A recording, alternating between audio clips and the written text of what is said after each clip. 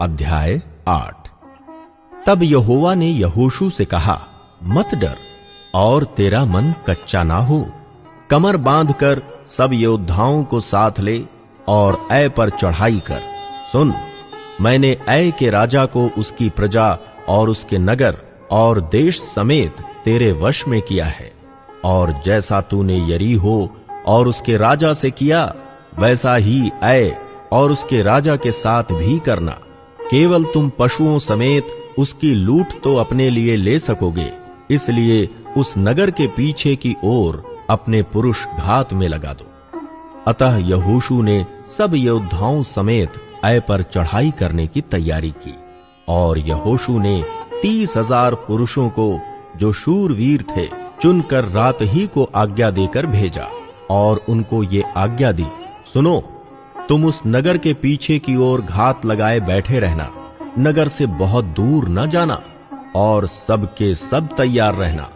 और मैं अपने सब साथियों समेत उस नगर के निकट जाऊंगा, और जब वे पहले के समान हमारा सामना करने को निकलें, तब हम उनके आगे से भागेंगे।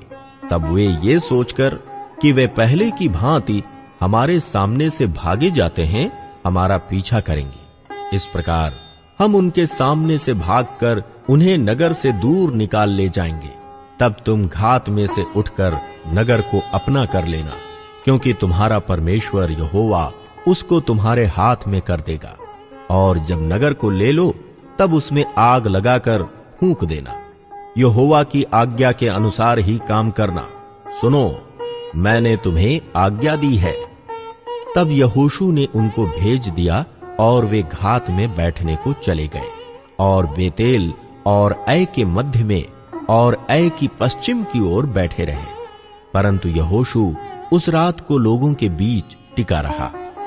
यहोशू सवेरे उठा और लोगों की गिनती लेकर इस्राएली वृद्ध लोगों समेत लोगों के आगे आगे ऐ की ओर चला, और उसके संग के सब योद्धा चढ़ गए, और ऐ के नगर के निकट पहुंचकर उसके सामने उत्तर की ओर डेरे डाल दिए, और उनके और ऐ के बीच एक तराई थी।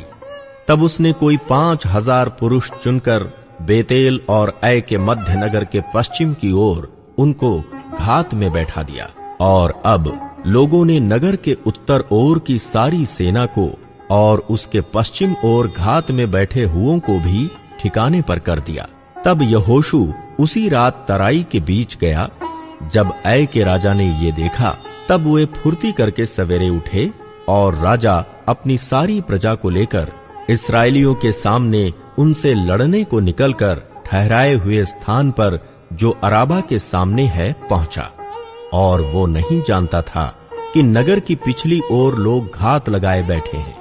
तब यहोशू और सब इस्राएली उनसे मानो हार मानकर जंगल का मार्ग लेकर भाग निकले।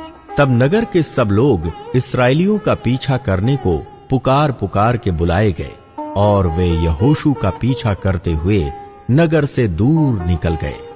और न ऐ में न बेतेल में कोई पुरुष रह गया जो इस्राएलियों का पीछा करने को न गया हो, और उन्होंने नगर को खुला हुआ छोड़कर इस्राएलियों का पीछा किया। तब यहोवा ने यहोशू से कहा, अपने हाथ का बरछा ऐ की ओर बढ़ा, क्योंकि मैं उसे तेरे हाथ में दे दूंगा। और यहोशू ने अपने हाथ के बरछे को नगर की ओर बढ़ाया। उसके हाथ बढ़ाते ही जो लोग घात में बैठे थे, वे झटपट अपने स्थान से उठे और दौड़कर नगर में प्रवेश किया, और उसको ले लिया, और झटपट उसमें आग लगा दी। जब ऐ के पुरुषों ने पीछे की ओर फिरकर दृष्टि की, तो क्या देखा कि नगर का धुआं आकाश की ओर उठ रहा है, और उन्हें न तो इधर भागने की शक्ति रही और न उधर। और जो लोग जंगल की ओर भागे जाते थे, वे फिरकर अपने खदेड़ने वालों पर टूट पड़े। जब यहोशू और सब इस्राएलियों ने देखा कि घातियों ने नगर को ले लिया है और उसका धुआं उठ रहा है, तब घूमकर ऐ के पुरुषों को मारने लगे, और उनका सामना करने को दूसरे भी नगर से निकल आए। इसलिए वे इस्राएलियों के बीच में पड़ गए। कुछ इस्राएली तो उनके आगे और कुछ उनके पीछे थे। अतः उन्होंने उनको यहां तक मार डाला कि उनमें से ना तो कोई बचने और ना भागने पाया। और ऐ के राजा को वे जीवित पकड़कर यहोशू के पास ले आए।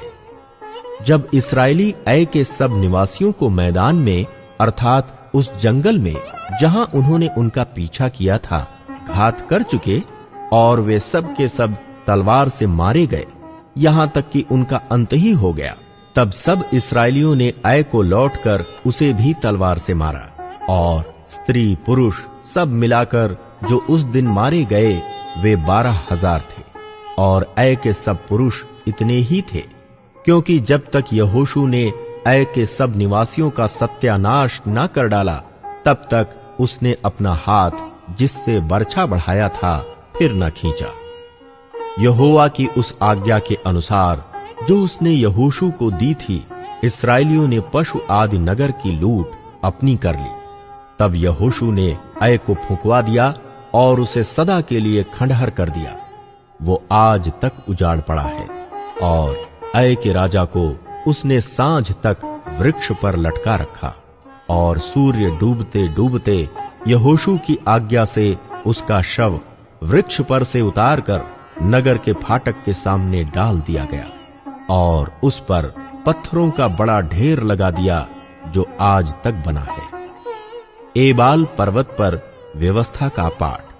तब यहोशू ने इस्राएल के परमेश्वर यहोवा के लिए एबाल पर्वत पर एक वेदी बनवाई, जैसा यहोवा के दास मूसा ने इस्राएलियों को आज्ञा दी थी और जैसा मूसा की व्यवस्था की पुस्तक में लिखा है।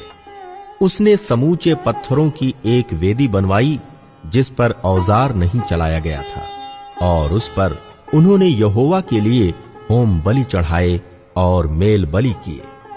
उसी स्थान पर यहोशू ने इस्राएलियों के सामने उन पत्थरों के ऊपर मूसा की व्यवस्था जो उसने लिखी थी उसकी नकल कराई। और वे क्या देशी क्या परदेशी सारे इस्राएली अपने वृद्ध लोगों, सरदारों और न्यायियों समेत यहोवा की वाचा का संदूक उठाने वाले लेवीय याजकों के सामने उस संदूक के इधर उधर खड़े हुए।